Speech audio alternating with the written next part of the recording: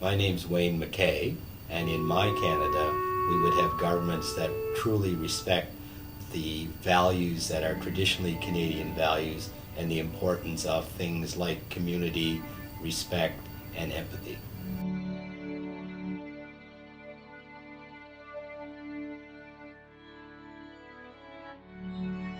What do you actually see as Canadian values?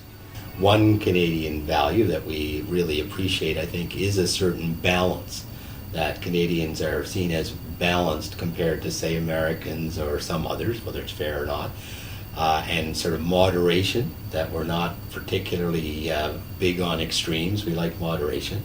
We're generally polite to a fault, and I don't think that's necessarily such a bad thing. You know, the classic that somebody runs into us and we say sorry, that kind of thing. I think we are pretty open-minded generally. Obviously that's not completely true, but I think compared to some, I think Canadians are fairly open-minded and willing to hear both sides of an issue. And I also think Canadians are much more creative than they're sometimes given credit for. When you think about things like Medicare and the extent to which we've survived as a country with a very multicultural, sort of two maiden languages, Aboriginal people. We haven't done such a great job there, but we have been creative in creating policies and governments that hold a pretty diverse country together. So those would be some. And I guess one other really important one, which I feel is not so much the case anymore, that we're a peace-loving country. I like the fact that historically we were peacekeepers internationally and seen as being peacekeepers, not warmongers, not being involved in wars, but sort of a good broker. And I think that may not be the case anymore, but I think that's another Canadian value. Does the phrase peace, order, and good government, is it in the Charter of Rights? It's not in the Charter of Rights, but it's in the preamble to the original Constitution Act 1867. And I often sort of joke a bit with my constitutional law students that we can tell some things about the differences between Canada and the United States, that our sort of starting document is peace, order, and good government. We're not really into the pursuit of happiness, and that's a kind of a joke, but hopefully we are into that too. But I think there is something about peace, order, and good government, that we do like stability, we do like peace, which is right there, the order, sometimes to a fault, but certainly like order, and good government, however you define that. So I think that's significant. Mm-hmm. And I was asking about the Charter of Rights because it seems to me that it is it's the written version of what you said of what Canadian values are. Is that how you would see it? I actually do see that, and it's kind of a biased way in a sense because I teach law, and particularly constitutional law, but I do think some of Canada's core values are there and were intended to be there, enshrined in the Constitution. Freedom of speech, the fairness, balance that we talk about, fair process, the treating people equally, all those kind of values are there and respected by the courts in their interpretation of the Charter. And do you think that there has been a change in the way the Charter has been interpreted since Prime Minister Harper took power? That's a tough question to answer. I think there has been an effort, in my view, by Mr. Harper and his various, mostly Mr. MacKay and various ministers of justice, to try to appoint judges with what is a kind of a restrained temperament, or a judicial temperament, which is kind of code for more likely to agree with the legislature and not be overly activist in sort of charting new policy territory. But at the highest level, he hasn't really had much success on that. When I say at the highest, Supreme Court of Canada, because in spite of that, he's not been very successful in a series of recent cases getting judges to decide the way he would like the issue decided. And many of those judges were ones that he appointed.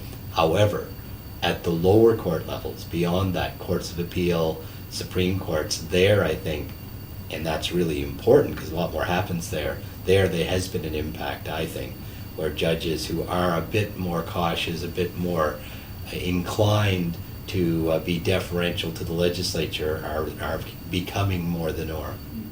I think it's really curious if we could talk a little bit about the tough on crime agenda, that it's a real example of policy versus the courts, isn't it?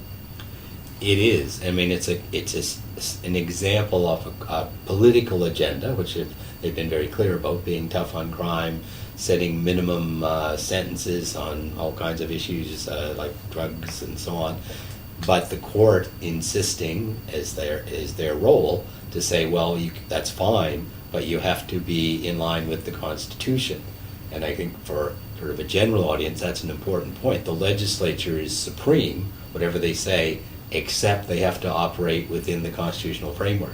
And it's the Constitution and the way the courts interpret that does limit the legislature. So we traditionally have had supremacy of Parliament. We still have elements of that, but really the courts now have limited that, but now in a new important way with the Charter. I'm trying to put myself in a government's position, and I think it would outrage me that a court had the right to alter my political agenda. How do you feel about that? Well, it is an important question, and I, again, teach this to my constitutional and first-year public classes, that supremacy of Parliament is still an important value, and the main policymakers in Canada are and should be elected politicians because they're accountable, and we vote them in, we vote them out. But there still is an important role for courts to make sure they operate within the proper legal and constitutional limits. And I think that's really what the courts are doing. The courts don't go around seeking out policy agenda. They don't wake up one morning and say, gee, let's go out and find an abortion case. I'd like to make some policy on that. They only deal with it if somebody brings them a case or the government refers a case on abortion or same-sex marriage or the extent to which we should be tough on crime. So they're not selecting it, but when they get it, it is their role, and that's what they're sworn to do, to uphold the law and the Constitution. And I think they're doing a good job of that. Do you have any sympathy for the government on that? I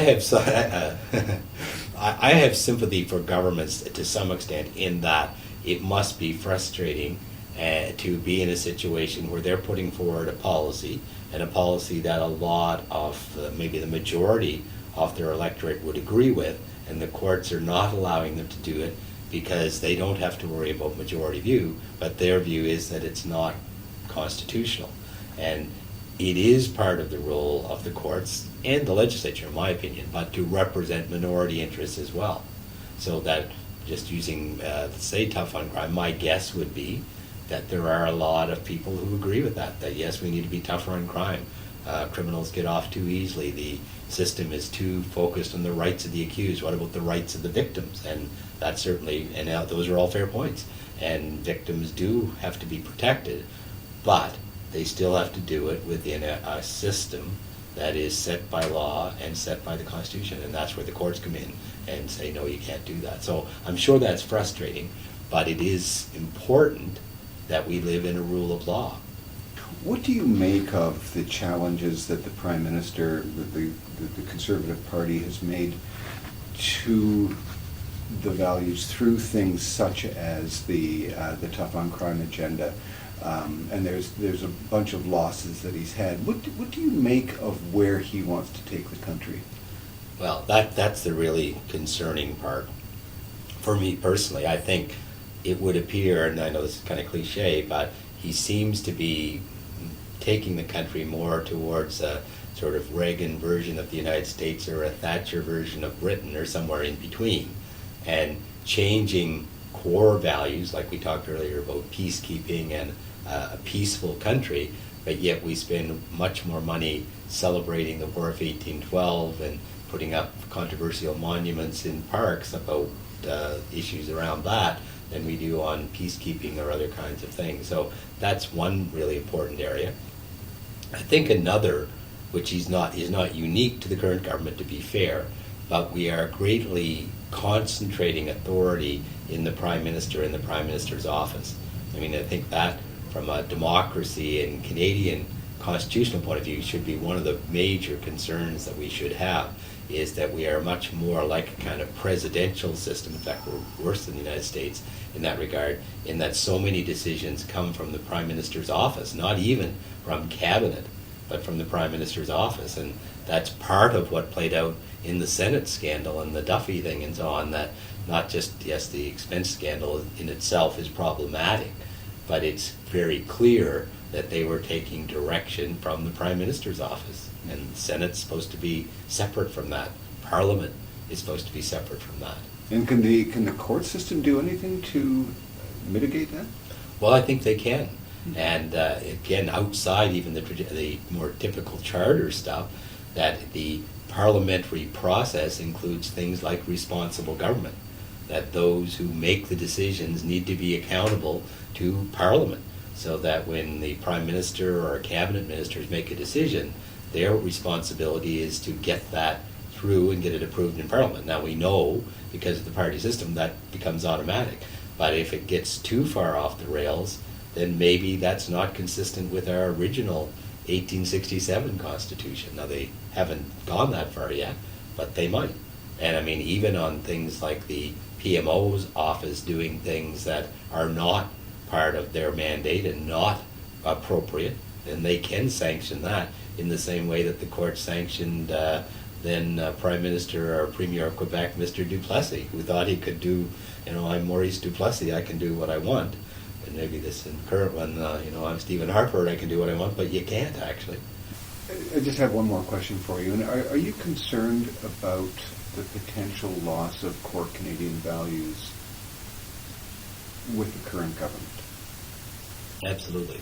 I mean, I think crisis is a strong term, but I think to some extent the next election will be very interesting, because I think we're at a real crossroads, and some would even say a crisis, where Canada, as we've traditionally known it, and Canada, which reflects the kind of values that most of us over time have felt are important, are being seriously eroded and challenged. And I think it's been done incrementally and subtly in ways that people hardly notice. And unless we really engage as a political body and decide, well, what do we really want, and who does really represent Canadian values, I think we're in deep trouble. I think it's really serious. Where's the erosion? What do you see? Well, things like internationally, our reputation has suffered. We're not seen as peacekeepers. We're not seen primarily as promoters of human rights.